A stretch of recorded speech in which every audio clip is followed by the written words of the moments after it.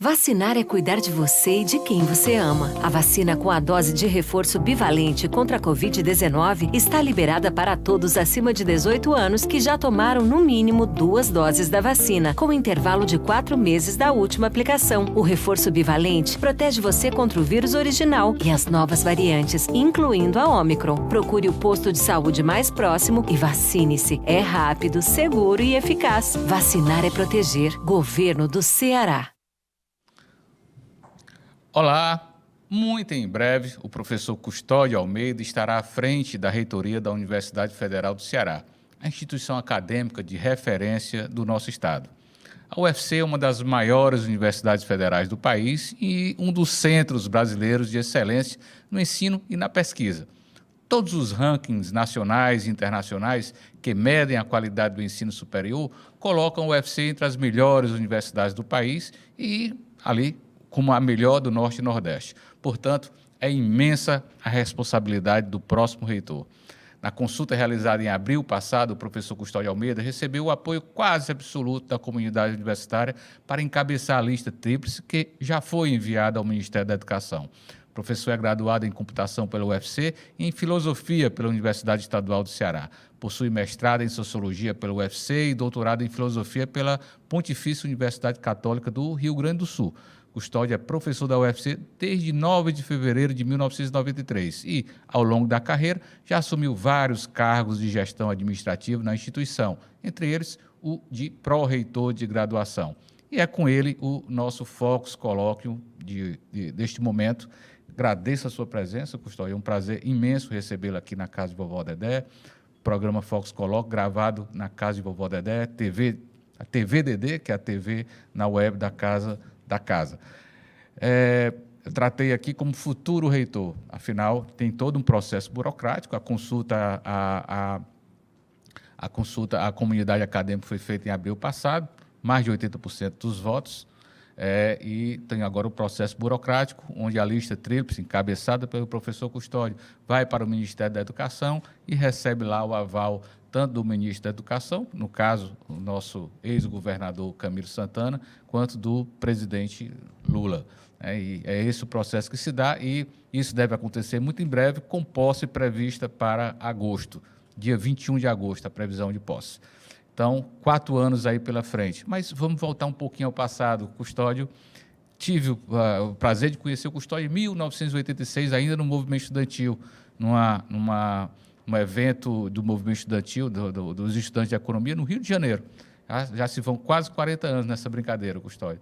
E pouco tempo antes, o Custódio tinha chegado aqui em Fortaleza, oriundo do Maranhão. Ele é maranhense, uma pequena cidade chamada São Bernardo, ali na bela região dos Lençóis Maranhenses. Aí eu queria que você rememorasse essa trajetória, que não é tão incomum,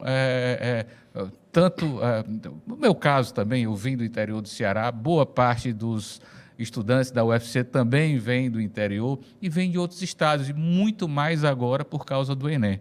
Né? Isso aí se tornou-se bastante usual. Mas eu queria que você rememorasse, isso aí é uma trajetória familiar, era em busca de melhores escolas, por que essa vinda para Fortaleza, Custódio? Bom, Fábio, primeiro, uma grande alegria estar aqui com você, uma especial alegria estar aqui na casa de Vovó Dedé, que eu tive o prazer de conhecer agora os seus ambientes, né, a qualidade de cada espaço dessa casa e a beleza do projeto, né, a beleza de querer mostrar para o mundo que as pessoas têm uma qualidade potencial que só precisam de oportunidade. Então, é uma grande alegria estar aqui com você. Acho que se a gente fizer as contas, são 37 anos, que a gente se conhece. Você já tem cabelos brancos e eu não tenho. Bom, é muito afetivo. Não que você não se esforce para isso. Né? Eu me esforço, né? Quinzenalmente. A tua pergunta é bem afetiva, Fábio. A trajetória, o menino de engenho que nasceu no Maranhão, estou fazendo uma referência, né, a essa criança que é do interior, que vivia mergulhando em rios, né, sem energia elétrica, Eu conheci a energia elétrica da minha cidade com 10 anos de idade, tomei o primeiro refrigerante com 9 anos de idade, né? Então, assim, é um tempo de muita felicidade. Eu, em geral, quando eu entro na vida de gestão pública, eu sou pautado por esse sentimento de que as pessoas precisam e merecem ser felizes, né? Eu experimentei muito isso desde a infância. E, assim, da minha cidade, se a gente for medir as distâncias das 3 capitais, a capital mais próxima é Teresina, a segunda mais próxima é São Luís e a terceira é Fortaleza. E a minha família, por alguma razão, né, na época, o meu pai veio estudar em Fortaleza com irmãos e quis que os filhos seguissem o mesmo caminho. Eu acho que por isso que eu vim parar aqui, né? Estudar em Fortaleza naquela época, para ele, foi muito mais a infraestrutura. Ele foi interno do Colégio Cearense, do Colégio Marista. Ele teve essa oportunidade, por isso veio para cá. E nós seguimos o mesmo caminho. Felizmente, né? Estou aqui sendo entrevistado por você por isso.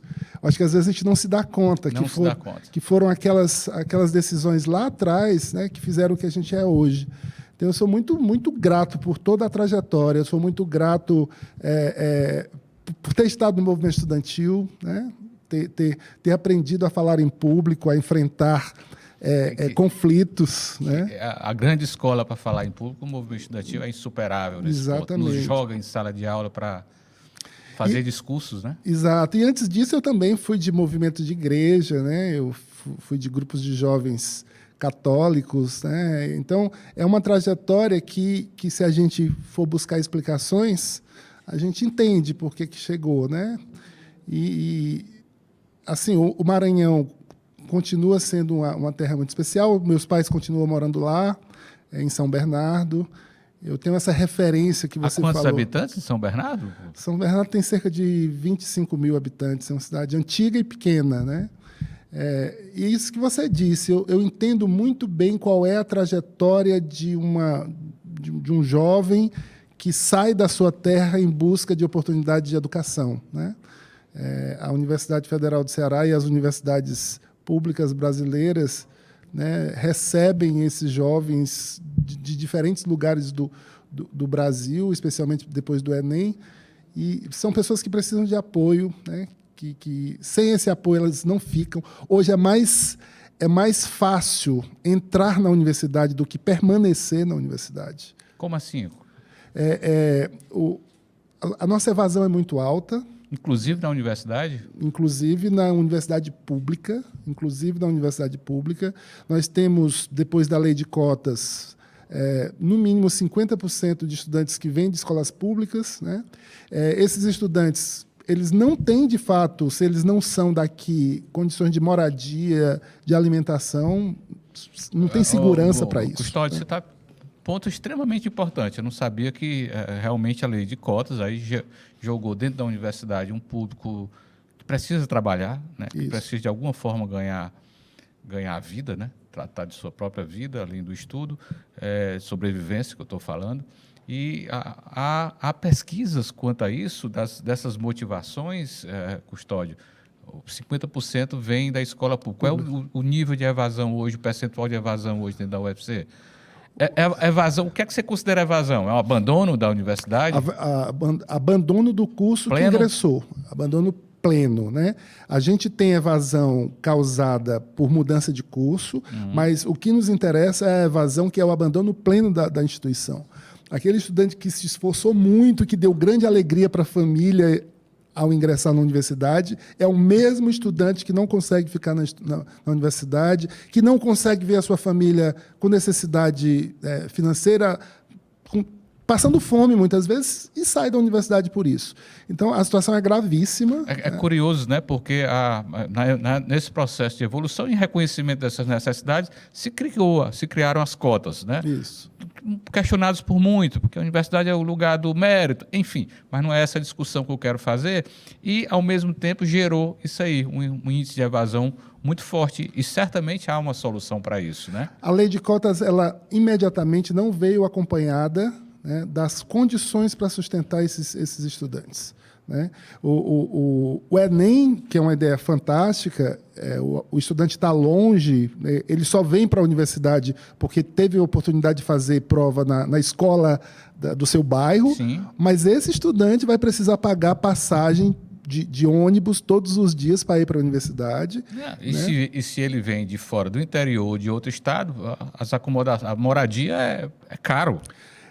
Fábio, pagar fotocópia de texto para os alunos é uma dificuldade, né? Você diz assim, ele não compra livro, mas ele também não pode pagar fotocópia. Então, veja, a lei de cotas ela ainda precisa da estrutura da sustentação desse estudante. São estudantes brilhantes, né? São os melhores alunos, ou seja, se a gente faz a estatística da quantidade de estudantes de 18 a 24 anos que estão no ensino superior no Brasil, hoje essa conta, Fábio, 19,7%. Muito baixa. Em 2024, segundo o Plano Nacional de Educação, era para ser 33%. Né? Isso significa que termina sendo uma elite intelectual de estudantes que chega na universidade, aqueles que têm o melhor desempenho nas suas escolas. Mas né? É para ser assim mesmo. Sim, por conta do número de vagas. Claro. Né? Então, assim, por incrível que pareça, hoje eu digo com muita convicção que ainda está mais fácil entrar do que permanecer. A evasão é quase 50%. Em alguns cursos, maior que isso. E, obviamente, quando estou falando na média, porque eu não posso dizer que há evasão em medicina, que há evasão em direito, os cursos de alta demanda, mas a grande maioria, principalmente cursos fundamentais para o nosso país, que são os cursos que formam professores. Uhum. A evasão desses cursos chega a ser... A saber, pedagogia, história, letras... Física, matemática... Física, matemática... Química, né? Língua portuguesa... Biologia... Letras, né? Biologia... Ou seja, áreas fundamentais da escola básica. Então, assim, é preciso que o mesmo projeto que quis dar acesso aos estudantes, né, da escola pública também produza o modo de segurar esses estudantes na universidade. Sem isso, a gente não vai para frente, sem isso, a gente não chega nos patamares mínimos da América do Sul, né, se a gente compara Chile, né, Argentina. Então, a gente está precisando incrementar no ensino superior brasileiro, né, os recursos de permanência. Professor, me parece algo que me parece que não está na pauta isso. Na agenda política do país, na agenda administrativa. Infelizmente, Fábio, eu venho dizendo que... O que é que seria a saída? Bolsas? Você estabelece a cota e dá uma bolsa para esse estudante? Seria isso? Deixa eu pegar como referência uma informação que eu tive agora da direção da Casa de Vovó Dedé, quando diz assim... O menino que vem para cá, ele precisa ser acompanhado até o fim, né? Ele precisa de uma busca ativa para ele até o fim, porque senão ele vai embora. Então, a universidade, por mais que a gente entenda que é ensino superior, ela está precisando de busca ativa. A gente vai implantar agora, na Pró-Reitoria de Graduação, um programa de busca ativa dos nossos estudantes. O estudante desapareceu da sala de aula, a gente vai atrás de saber o que está acontecendo. Mais ou menos a gente já sabe o que está acontecendo. Ele foi embora porque está precisando trabalhar, foi embora porque precisa se sustentar. Então, ensino, pesquisa e extensão, a gente aprende que são tripés da universidade. A gente tem que aprender que a assistência estudantil virou uma estrutura fundamental. Sem a assistência, no mínimo 50% dos estudantes ficam fragilizados, né, e sem condições de permanecer no ensino superior. Então, é preciso que todos nós despertemos, tanto as administrações quanto o governo federal, né? Não basta ingressar, não basta dizer, olha, foram tantos milhões de inscritos para fazer o Enem, né? É preciso se preocupar com o que se chama de taxa de sucesso, né? Os estudantes que entram, de fato conseguem se informar. Então, é um custo, mas é um custo que é um grande investimento para o país. É um custo que, de fato, vai salvar futuras gerações desse país. É preciso cuidar na permanência. Então, são várias formas. As universidades precisam manter restaurantes universitários funcionando plenamente, isso é básico. Precisa de moradia, seja por bolsa de moradia, seja por moradia física. A gente precisa de bolsa permanência para que o estudante possa ficar. A pós-graduação no Brasil, Fábio, ela deu muito certo e continua dando certo, porque se criou um sistema de bolsas para evitar que o mestrando e o doutorando precisem trabalhar, né?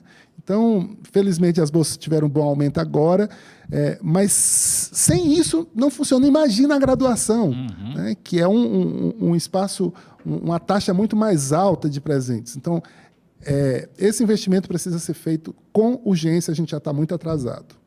Ok, e você teve recentemente com o ministro Camilo Santana, ministro da Educação. Isso é agenda do Ministério já? Bom, eu sei que é a agenda da Andifes. A Andifes é a Associação Nacional de Dirigentes, né, de Instituições de Ensino Superior. Eu não consigo dizer se isso já está na agenda do Ministério da Educação. Me parece algo uma emergência até. Emergência, como eu disse, eu acho que nós já estamos sofrendo por não ter, junto com a lei de cotas, construído esse programa de permanência dos estudantes. Isso é fundamental. É a mesma coisa que está acontecendo agora. Nós criamos recentemente um programa fantástico, revolucionário na Universidade Brasileira, que se chama a Curricularização da Extensão, né? É um programa em que os estudantes, de fato, vão conhecer os territórios das suas regiões, né? Os movimentos sociais, os problemas do mundo real. Só que isso requer dinheiro, né?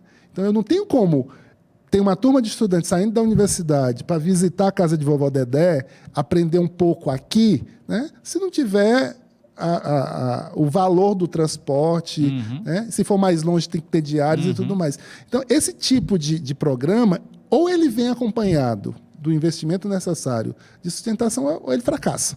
A ideia é fantástica. Eu acho que a extensão, de fato, torna a formação uma formação real, né? Uma formação para o mundo, para todas as áreas, muito especialmente a área de saúde, né? Mas ela precisa vir acompanhada de investimento, alto investimento. Professor Custódio, o senhor já foi dirigente da UFC antes, vai assumir agora, muito em breve, o comando da universidade. A UFC é, talvez, provavelmente, o terceiro maior orçamento público do Ceará. Governo do Estado, Prefeitura de Fortaleza, Universidade Federal do Ceará. Estou certo? Sim. E isso significa algo de positivo? Está tranquilo financeiramente a UFC? Bom, é bom que se explique, Fábio, que a conta é verdadeira, mas você tem que levar em conta que o recurso, esse montante é o montante que paga o salário, né, dos servidores docentes e técnicos, é o recurso que paga a previdência, porque no Ministério da Educação a universidade recebe o seu orçamento, tem o valor dos já aposentados, não está fora, né? Então, o que fica como recurso discricionário para a administração é um valor muito... Quantos por cento do total?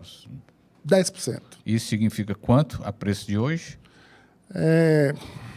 180 milhões. Ao ano? Ao ano. Ao ano. E todos esses recursos, quase 200 milhões de reais. E é para quê? Para terminar prédios, estruturas, equipar laboratórios. Esse dinheiro é usado para quê? A gente divide em dois eixos. É o eixo que a gente Porque tem um custeio mesmo, efetivo, né? O eixo de custeio e o eixo de capital. Considerando que cada vez mais as instituições elas estão com proibições de fazer concursos para determinadas áreas, a gente está tendo que contratar o que antes eram servidores técnicos que faziam. Por exemplo, limpeza, toda a limpeza é terceirizada, toda a segurança é terceirizada.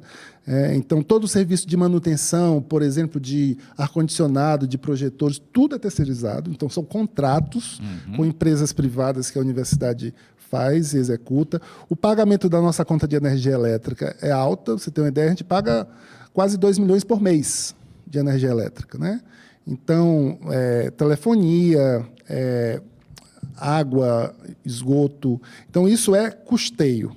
E capital é tudo aquilo que a gente precisa renovar de parque de equipamentos, de laboratórios e construção e manutenção predial.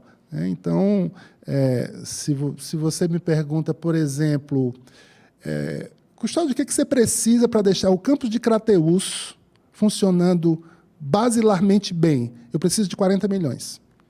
O campus de Crateús. Imediatamente. Imediatamente. É um campus pequeno, né? Ou seja, Sobral é maior do que Crateús, Russas é maior do que Crateús, Quixadá, o campus, né? Só em Crateús eu preciso de 40 milhões. Então, quando eu digo cerca de 180 milhões ano, né, para custeio e capital, numa estrutura de universidade, né, que é onde a gente está em Sobral, em Crateús, em Russas, em Quixadá, em Tapajé, e muito espalhado em Fortaleza, né, é um valor muito apertado. A gente não consegue ficar no patamar básico de funcionamento, a gente não consegue, muitas vezes, montar equipamentos. Por exemplo, se eu compro um equipamento caro para um grande laboratório da universidade, esse equipamento chega, ele custa 3 milhões de reais, a montagem dele custa 150, 180 mil. Aonde arranjar dinheiro?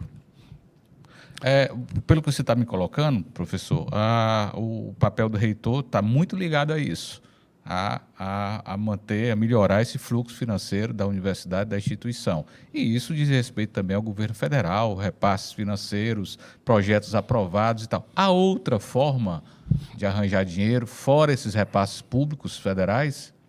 Bom, primeiro, agora é muito mais um posicionamento político, né? A universidade pública federal, ela precisa ter a sua base de sustentação também pública. E aí, quando eu falo, é pagamento de salários, claro, né? O financiamento do ensino, da pesquisa e da extensão. Mas ela não só sobrevive com isso. A gente precisa, sim, de muitas parcerias, né? A gente precisa captar recursos também da iniciativa privada, isso é fundamental, para incremento, né? Incremento de laboratórios. Eu preciso, por exemplo, é ideal que a universidade produza a sua própria energia, captação de energia solar. Para investir num parque de produção de energia, uma parceria com uma instituição privada é bem-vinda, com certeza. Né? Então, a gente precisa encontrar meios. No Brasil, nós temos dificuldades também, né, em receber, inclusive, doações, Fábio. Se a universidade... conversávamos há pouco sobre isso, né? Não há legislação adequada no país para, por exemplo, uma empresa adotar um determinado laboratório que é comum ao interesse dessa empresa, né? Não há nenhum problema quanto a isso, afinal é para ciência e tecnologia. Enfim, não há legislação para isso, não é? Não é esse o problema? Atualmente nós estamos vislumbrando uma possibilidade que algumas instituições, tipo fundações de apoio, criem fundos que possam receber recursos, né, e que a universidade possa utilizar esses recursos, mas a nossa legislação é muito amarrada, a própria universidade não pode executar isso, né, por isso é preciso uma outra empresa, no caso as fundações de apoio. Os incentivos para os doadores não existem. Por exemplo, mesmo a existência dessa possibilidade de fundo patrimonial, nenhum doador tem incentivo fiscal. E nós ainda temos o problema. Essa doação é como se fosse ainda incide um imposto, tá? que o Estado cobra, aí os estados, né? Cobram para o doador. É como se fosse aquele imposto de herança. O imposto de doação, né? De doação. E herança, é o mesmo. Ou seja, a universidade ainda tem que abrir mão de cerca, talvez, de 8%, 9% do valor recebido, se receber por uma fundação. Quer dizer, então, isso só ajuda a aumentar aquele fluxo que sempre se critica muito, que a universidade é uma estrutura que mantém... muito voltada para si, né, e com pouco relacionamento social, com pouca influência. Não é nem pouca influência, ela tem muita influência, mas ela é meio voltada para si mesmo, né? A gente sente muito isso. Eu acho que essa falta de legislação, esse fosso aí legal, ajuda muito nisso, né? Você não cria muitos níveis de relacionamento com estruturas jurídicas, empresariais, enfim. Embora, diferentemente do que aconteceu, aliás, o professor Custódio é um dos cientistas-chefe aí que estão, né, nessa política estadual, que foi estruturada aí há uns 5 anos, né, que criou uma relação muito boa com o governo. Né? Nesse sentido, é nesse sentido que eu estou falando, né? Os mecanismos não facilitam, né, esse relacionamento. Bom, esse exemplo é excelente, porque o programa Cientista-Chefe que o governo do estado do Ceará criou só foi possível por conta de uma lei de inovação nacional que autoriza docentes a trabalharem fora da carga horária de dedicação exclusiva uma quantidade de horas por ano. Se essa lei não existisse, o programa não poderia ter sido criado. Né? Então, ainda muito limitado, tá certo? Né? O sentido da norma, mas seria... O exemplo é excelente porque a universidade responde diretamente aos interesses do Estado, às demandas do Estado, sem o intermediário. O Estado diz assim, eu quero que o professor que atua, né, nos seus laboratórios ajude, né, recebe bolsa por isso, né, é a FUNCAP que faz a operação, paga bolsas para... E se você for ver a economia, Fábio, é gigante para o Estado. Se o Estado contratasse uma empresa privada para fazer esse tipo de serviço, era... E olha para a universidade, e olha para o professor que está com um belo trabalho de pesquisa, ele vai levar para o setor público esse trabalho de uma maneira efetiva, enfim... E compra equipamentos que ficam 10 anos, né? Equipamentos, dependendo da área de trabalho, que vão ficar no laboratório, né? Então, assim... essas estratégias precisam ser legalmente melhoradas. Seria muito importante, né, por exemplo, que houvesse incentivo de doações, inclusive incentivo fiscal, né, para as universidades. Isso é fundamental. E quando eu falo isso, eu falo com muita clareza. Isso não significa, nem de longe, né, pensar em algum tipo de privatização. Às vezes as pessoas... Né, não é isso. Né? Nós precisamos de incremento, nós precisamos de equipamentos de ponta, né? Nós precisamos de comprar com agilidade. Professor, né? Vamos lá. Custos de extensão podem ser cobrados. Para quem pode pagar? Qual é o problema? Isso é privatizar a universidade? De maneira alguma. E essa conversa ideológica acaba preponderando, não é?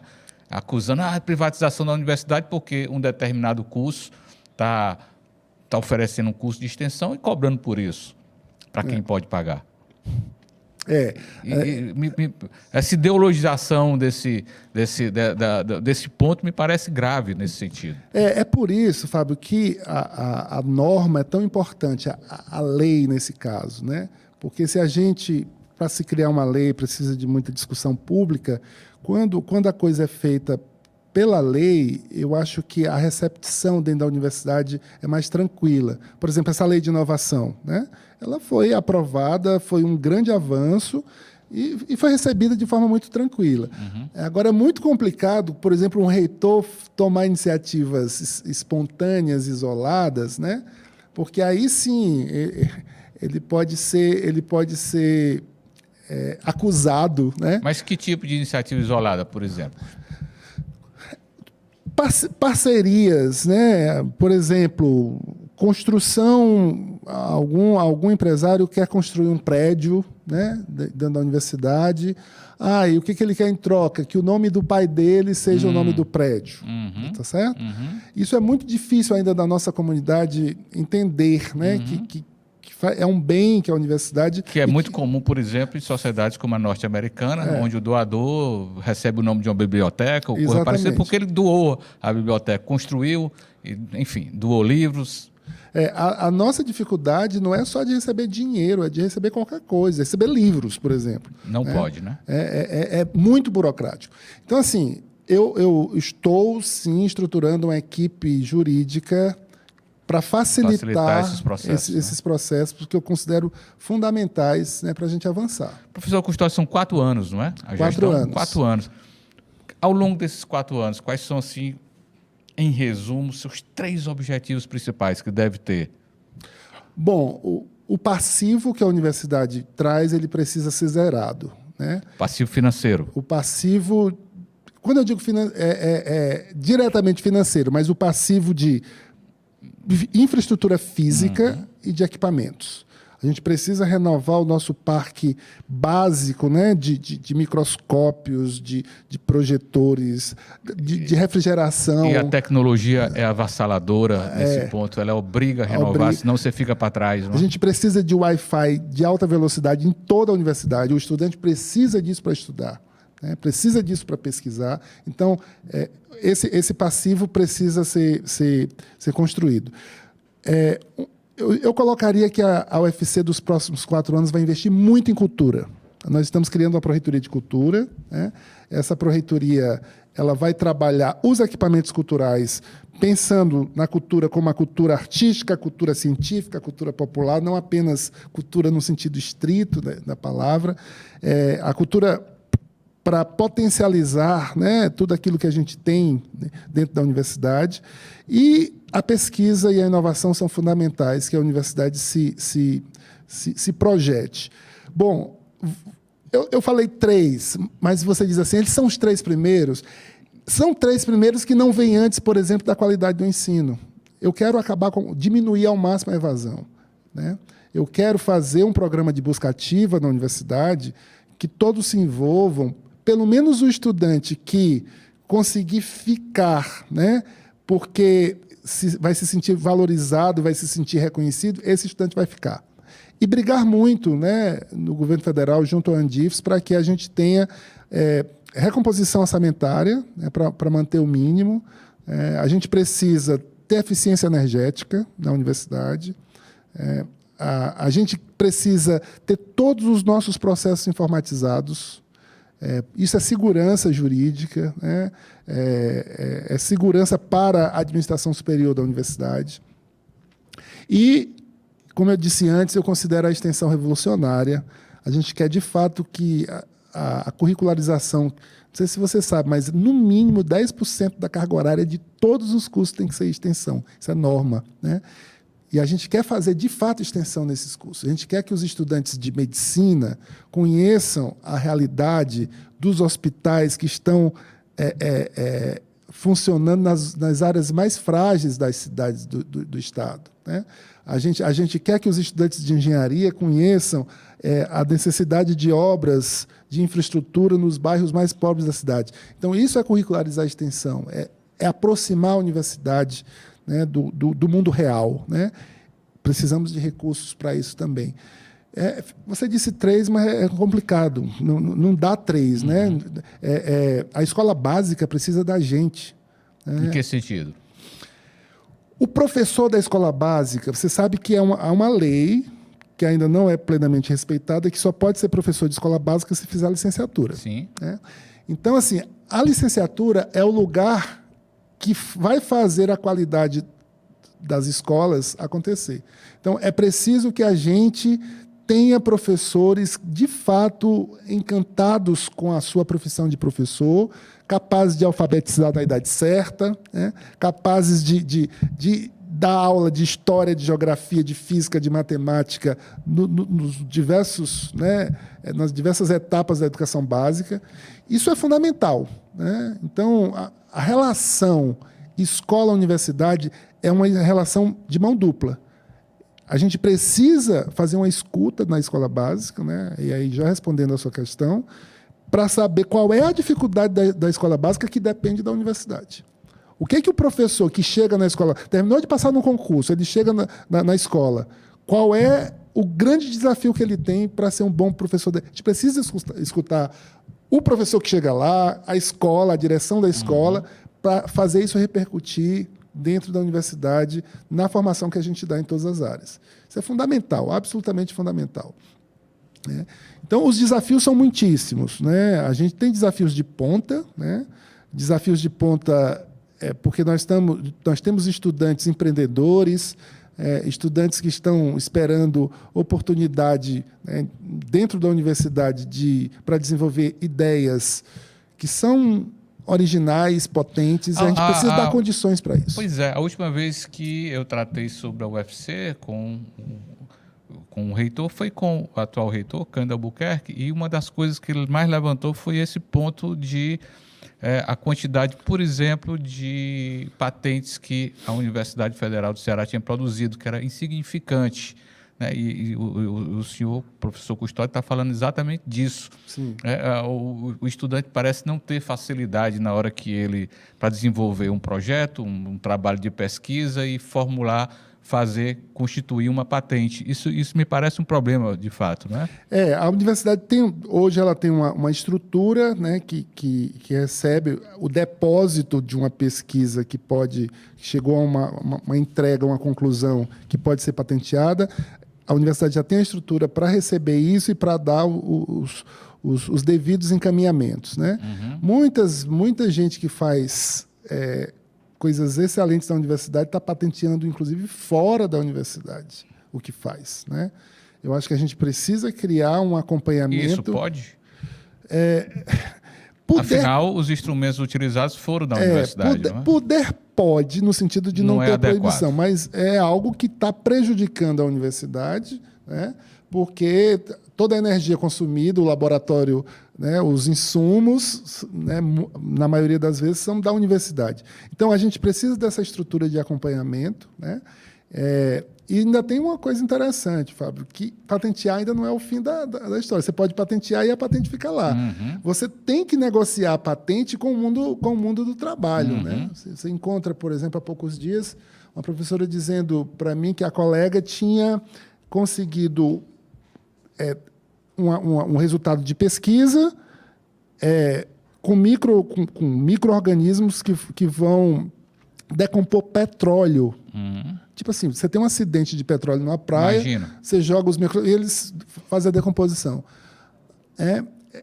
Esse profissional, esse pesquisador, esse cientista, precisa entender que é importante patentear e a universidade precisa entender que essa patente precisa chegar no mercado. Né? Porque senão não vira produto, não acontece. Então, são várias etapas e a universidade tem que cuidar de todas elas. Do básico, da criança que precisa ser alfabetizada, né, à pesquisa de ponta. Esse professor, a universidade, um aluno, um pesquisador, um estudante, um professor, dentro de um laboratório, ele produz uma pesquisa, como esse caso aí, mas só vai acontecer realmente no mundo real, quando uma empresa investe naquele produto e torna realidade. Exatamente. Né? Para que se torne disponível para o consumidor, para a massa, para o cidadão, enfim. Aliás, praticamente tudo que a gente tem na vida é fruto de pesquisas universitárias, né? Todos esses avanços tecnológicos, isso aqui, tudo nasceu dentro das universidades, né? No mundo inteiro, então isso é extremamente importante. Professor Custódio, são quantos alunos na UFC hoje? Quando eu entrei, tinha cerca de 4 mil alunos, em 1984. Se a gente soma graduação e pós-graduação, a gente tem cerca de 40 mil. Né? Então, em 30 anos aí, multiplicou por 10, não é? Isso. Né? Nós tivemos um projeto de expansão grande, né? Que foi o Reúne, de 2008 a 2012.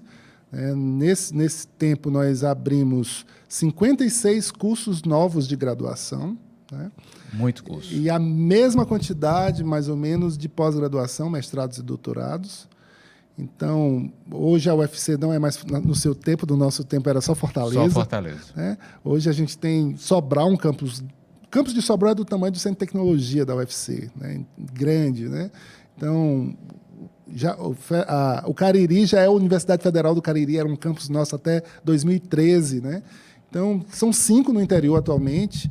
Então, é uma universidade muito grande. E sem contar o programa, por exemplo, as Casas de Cultura Estrangeira, que tem muitos estudantes que não são estudantes da UFC e que estudam lá, né, língua estrangeira.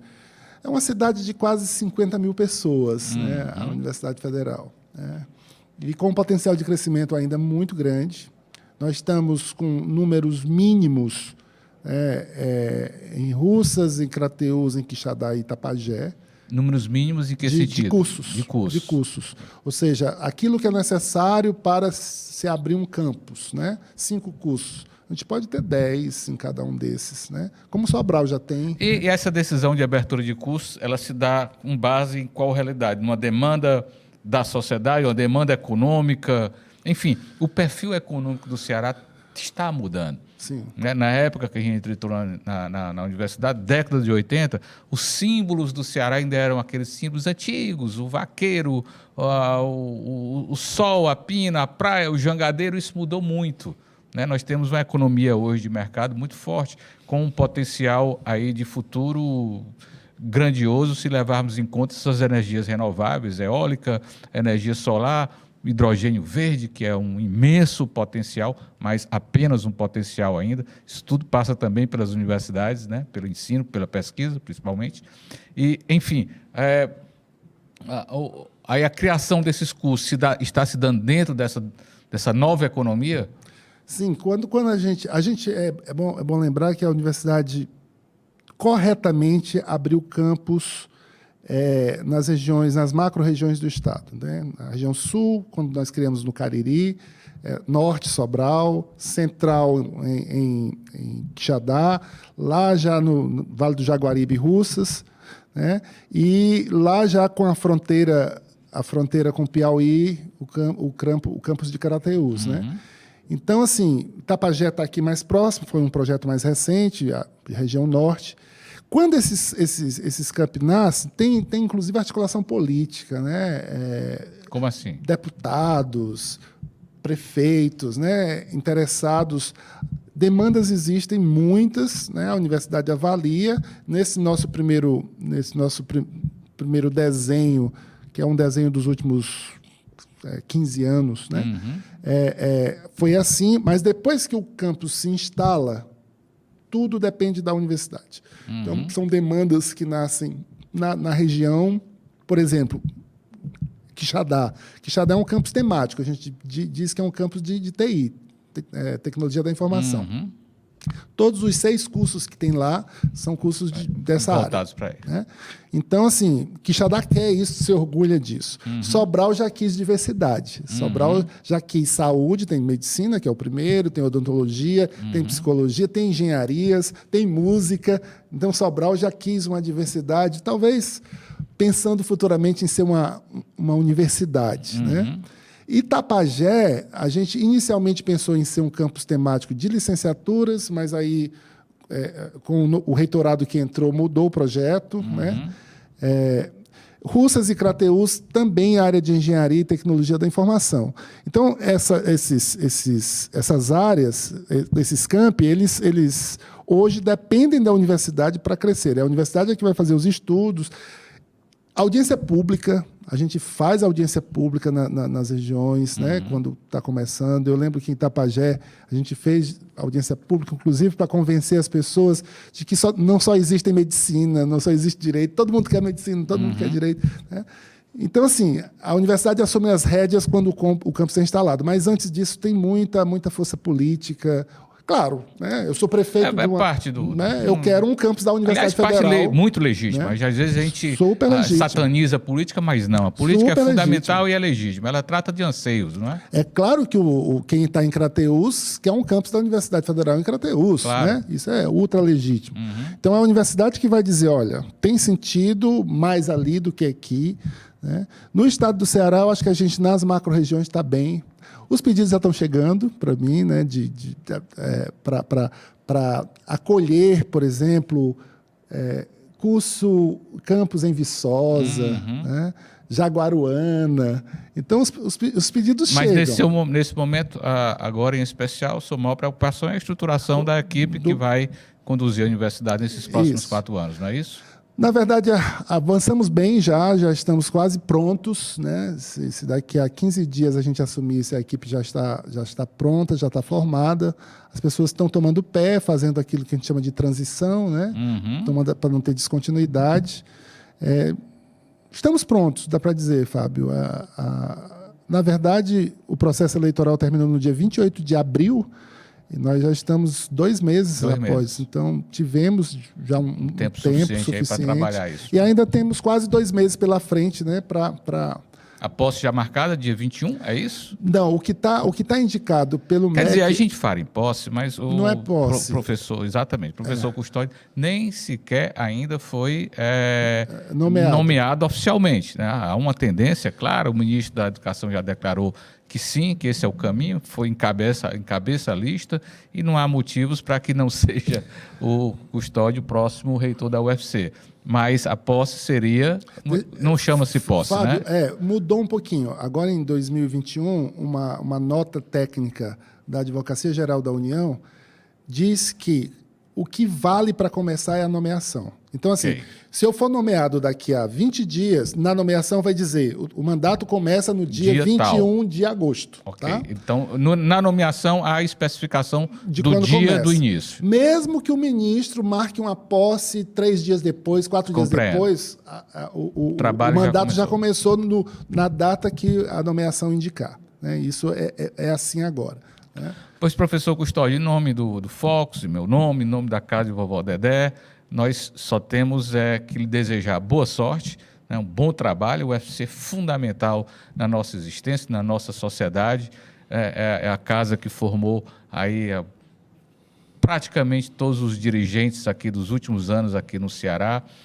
O governador Elmano é formado lá, o prefeito de Fortaleza é formado lá, o governador Camilo, o governador Cid, enfim, é a grande estrutura de ensino aqui que o Ceará depende e precisa muito da Universidade Federal do Ceará. O senhor sabe disso mais do que ninguém. E deixa aqui seus 30 segundos para que o senhor se dirija ao público e desejamos boa sorte nesse trabalho. Bom, em 2024, em dezembro, a Universidade Federal do Ceará completa... 70 anos. 70 anos, né? Ela é de 16 de dezembro de 54. E nós vamos acender as luzes dessa instituição, né, no próximo ano, mostrando que ela tem a sua importância para o Estado. Pode até fazer isso literalmente, reitor, melhorando aquela iluminação da reitoria à noite, aquele prédio de grande valor histórico também da cidade, que é mal iluminado à noite. Isso, e que vai se tornar também um equipamento cultural, viu, Fábio? Aquele prédio, aos poucos, vai se tornando equipamento cultural, memorial, salas de saraus e o auditório da reitoria ser um auditório de uso, a concha acústica. Então é isso. Eu queria dizer que a Universidade Federal vai acender as suas luzes, mostrar a sua importância, convidar os estudantes da escola básica a desejarem estar conosco, né? Uma frase que a gente usava, a UFC quer você, estudante, né? É importante que você chegue lá.